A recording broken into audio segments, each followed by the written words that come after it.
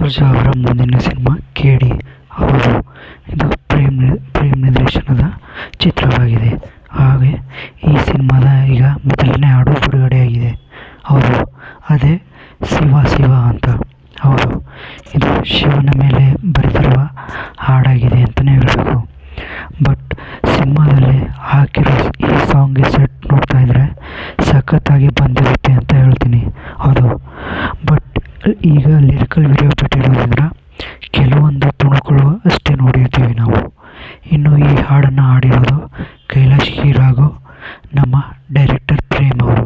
ಹೌದು, ಕೈಲಾಶ್ ಖೀರ್ ಅವರ ವಾಯ್ಸ್ ಸಖತ್ತಾಗಿದೆ ಅಂತಲೇ ಹೇಳಬೇಕು. ಈ ಸಾಂಗ್ಗೆ ಇವರ ವಾಯ್ಸ್ ಸೂಟ್ ಆಗಿದೆ ಅಂತಲೇ ಹೇಳಬೇಕು.